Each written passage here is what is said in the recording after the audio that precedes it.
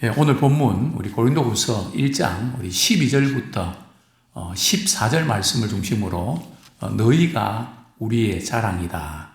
너희가 우리의 자랑이다 하는 제목으로 우리 함께 은혜를 나누기를 원합니다. 우리 성경을 우리가 읽어 내려갈 때에 두 가지 부분을 우리가 이렇게 관심을 갖고 보셔야 됩니다. 첫 번째는 왜 이런 말씀을 하셨을까? 즉 말씀하시는 의도가 있단 말이죠. 자, 두 번째는 이 말씀을 통해서 우리는 단순히 그 글 자체보다 주님의 그 심정을 헤아려야 됩니다. 주님이 어떤 마음으로 이런 말씀하셨을까? 사실 우리는 말만 가지고 말꼬리를 물고 오해하는 경우들이 많거든요. 그분이 무슨 의도로 이런 말을 하는지 그 의도를 알아버리면 쉽게 풀릴 것을 그냥 말꼬리를 가지고 예를 들어서 그냥 주차하다가 말이죠. 막 이렇게 싸움을 하는 경우도 있거든요. 그러면 돼서는 안 되는데 주차를 해서 그저 미안하다 한마디 하면 되는데 그렇게 안 하고 당신이라고 몇 살이야? 이러면서 말이죠. 그 가지고 말이죠. 막 그냥 싸움박질하는 의도를 보면 그게 아닌데 우리 신앙생활도 마찬가지라는 거죠. 자, 오늘 본문 우리 12절에 보면 바울이 고린도 교인들에게 왜 이런 말씀을 했을까요? 다시 한번 읽어드립니다. 우리가 세상에서 특별히 너희에 대하여 하나님의 거룩함과 진실함으로 행하되 육체의 죄로 하지 아니하고 하나님의 은혜로 행함은 우리 양심이 증언하는 바니 이것이 우리의 자랑이라.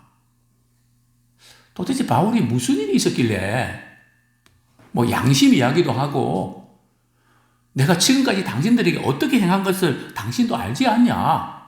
뭔가 좀 설득하는 듯한 왜 이런 말씀을 바울이 했을까요?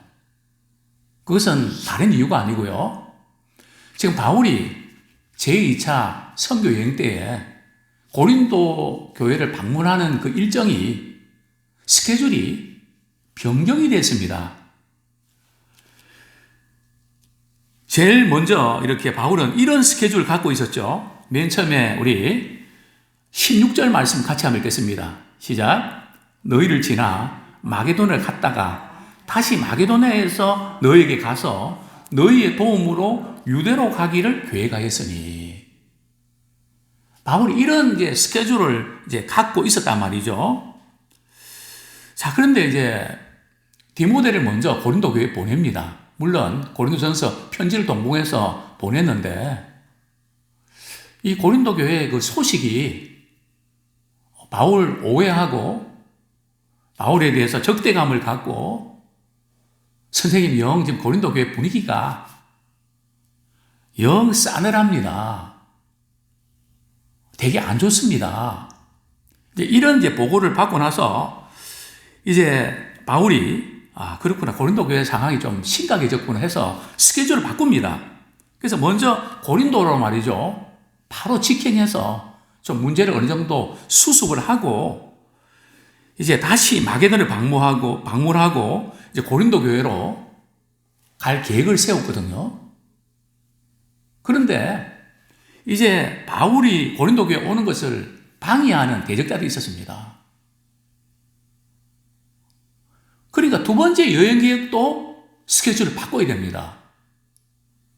그러니까 고린도 교회를 방문하지도 못하고 마게도냐 방문도 포기하고 그냥 이전 있었던 에베소로 돌아올 수밖에 없었습니다.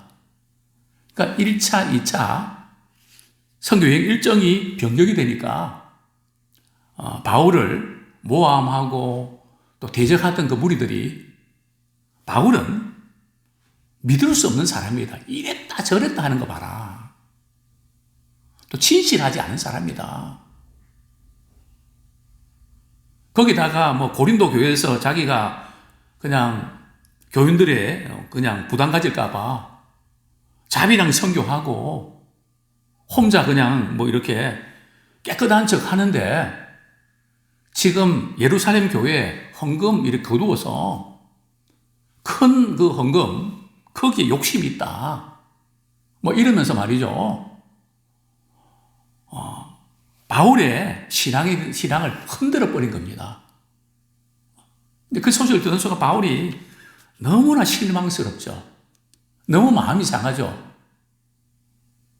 그러면서 바울은 뭐라고 설명을 하겠습니까? 그러면서 내가 지금까지 고린도 교회에서 1년 6개월 동안 내가 섬기면서 내가 어떻게 행해왔는지 여러분들도 잘 알고 있지 않습니까? 그게 바로 우리 고린도후서 1장 12절 말씀입니다. 다른 사람은 몰라도 특별히 너희들에 대해서는 어떻게 행해왔다고요? 하나님의 거룩함. 우리 하나님은 거룩하신 분이신데 나도 하나님 앞에서 깨끗하게 살려고 정말 순전하게 살려고 몸부림쳐 왔던 것을 여러분도 잘 알지 않습니까? 나는 하나님의 눈을 의식하면서 지금까지 살아왔지 내 욕심이나 내 이익이나 나는 그렇게 목회한 적이 없습니다. 그 다음 두 번째는 뭡니까? 진실함으로. 여기 진실하다는 것은 참 순전한 동기에서 머리 굴리지 않고 복선 깔지 않고 정말 단순하게 그렇게 목회하지 않았습니까? 여러분들이 잘 알지 않습니까? 내가 어떤 동기로 교회를 섬겨왔는지 여러분이 다 보시지 않으셨습니까? 다른 분들은 몰라도 여러분들에게 정말 하나님의 거룩하심과 진실함으로 내가 목회하려고 했습니다.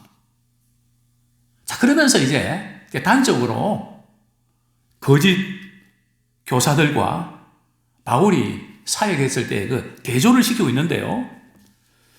그게 뭔가 하면 육체의 지혜로 하지 아니하고 하나님의 지혜로 행함은. 육체의 지혜가 뭡니까? 육체의 지혜는 타락한 인간의 본성입니다. 타락한 인간의 본성은 뭘 말할까요? 자기 중심적인 거, 나한테 좋은 거, 나한테 도움이 되는 거, 나에게 유익한 거, 나의 어떤 것을 만족시키는 거, 항상 자기 중심적으로. 무슨 교회에서 어떤 회의를 하고 이럴 때도 내 스케줄에 맞추는 거죠. 물론 자신의 스케줄도 우리가 반영을 해야 되죠. 그러나 참 다른 분들이 그 일정이 좋다면 가능한 조율해서 거기에 맞출 수 있는, 내 스케줄에만 맞추려고 하는 게 아니라 참 그것이 교회에 유익이 되고 다른 사람이 유익이 된다면 항상 교회의 유익과 다른 사람의 유익을 먼저 구하는, 그것이 이제 사도 바울의 목회와 선교 전략이었습니다. 육체의 지혜로 나는 하지 않았습니다. 그럼 바울은 그러면 뭐로 했다고요? 하나님의 은혜로 했다는 거죠.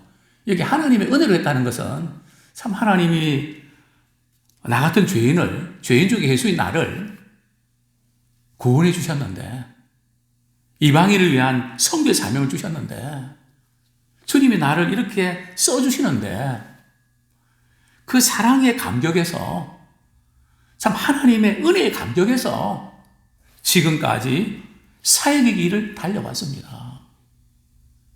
그 이상도 그 이하도 아닙니다. 그러니까 우리가 주님이 일을 하고 또 복음을 위해서 섬길 때 어디에 이끌리는가 참 중요합니다. 체면도 아니고 다른 사람만큼도 아니고 참 하나님의 은혜에 이끌려서 주께서 우리에게 맡기신 사명을 감당하기 원합니다.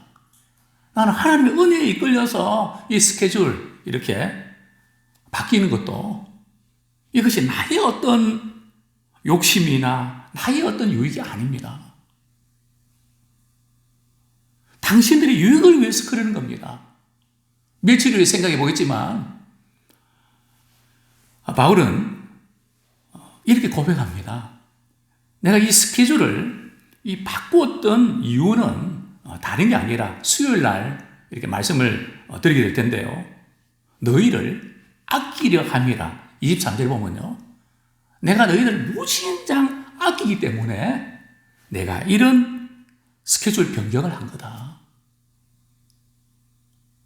이것을 이제 바울은 강조하는 것입니다.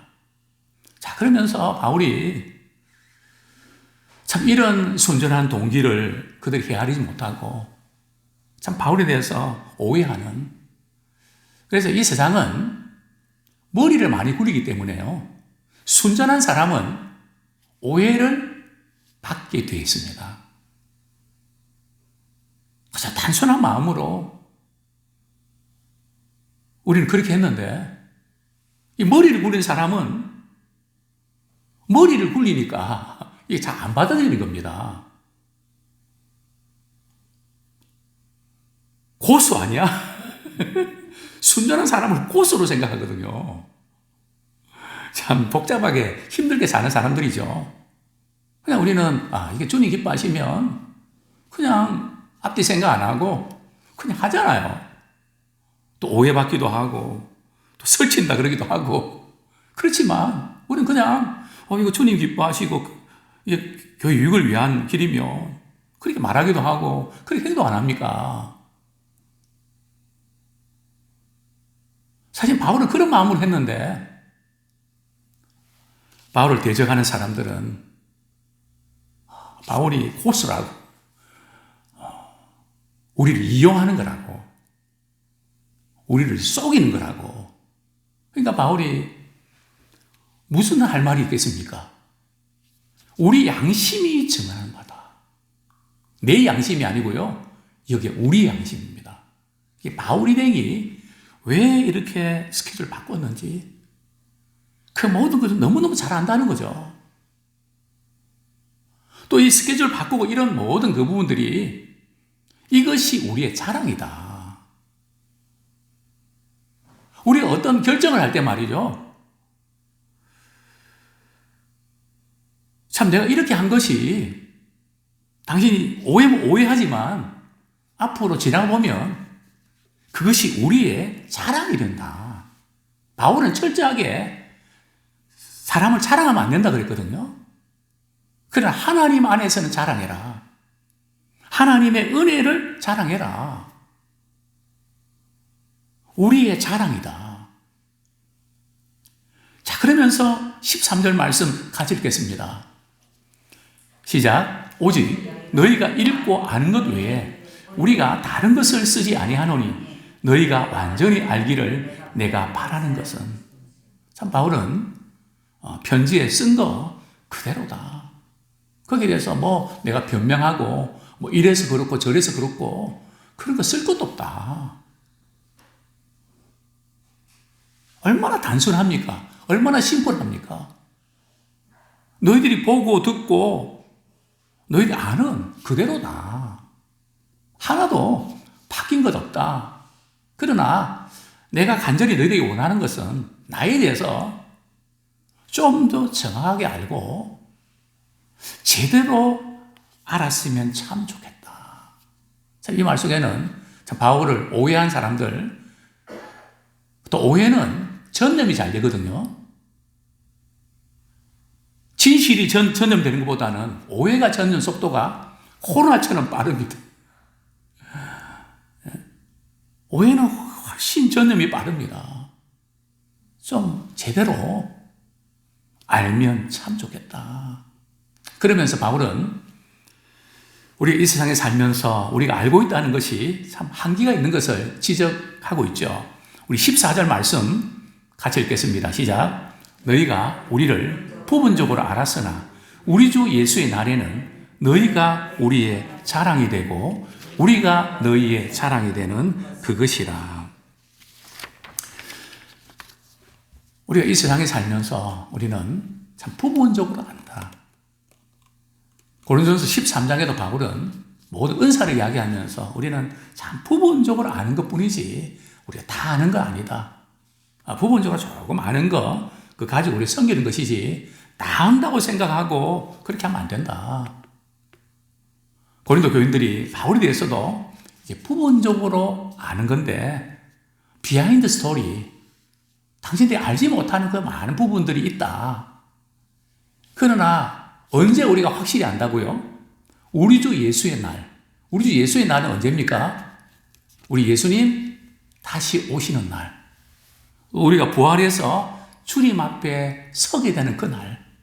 우리가 왜 그랬는지, 동기까지, 왜 그럴 수밖에 없었는지, 의도까지, 그 비하인드 스토리까지 우리 주님은 다 하신다는 거죠. 그러면서 바울은 참 이렇게 고백합니다. 너희가 우리의 자랑이 될 것을 나는 확신한다. 또 너희도 우리를 자랑하게 될 것이다. 참 바울은 고린도 교인들 책망하면서 야단치면서 어쩌면 실망도 됐을 텐데 그것 때문에 바울은 고린도 교회는 아무래도 안 돼. 이제는 끝났어. 더 이상 희망이 없어. 이렇게 볼 수밖에 없어요. 왜냐하면 지금 바울이 디모데를 통해 소식을 듣고 참 마음이 많이 상했거든요. 너무 실망이 됐거든요. 고린도 교회를 가기가 싫었을 것 같습니다. 저 같으면. 근데 바울은 너희가 우리의 자랑이 될 것을 확신한다. 우리 주님 다시 오실 때 우리 실체가 다 드러나면 또 너희도 우리를 자랑할 것이다. 참 목회자와 성도의 관계가, 성도와 성도의 관계가 이런 관계가 되면 얼마나 좋을까요? 비록 실수도 하고 또 넘어질 때도 있고 부족한 건 많이 있지만 당신이 우리의 자랑이 될 것입니다. 또 당신도 나를 자랑할 것입니다. 서로가 자랑하는 주님 앞에서 나 저번 때문에 예수 믿게 됐고 저번에 위로와 격려를 통해서 내가 여기까지 올 수 있었고 믿음을 잘 지켜주셨습니다. 저는 그분을 잊을 수 없습니다. 그분은 저의 자랑입니다. 참 아름다운 것으로 신뢰관계, 이런 믿음의 삶을 살아내기를 축원합니다. 너희가 우리의 자랑이다.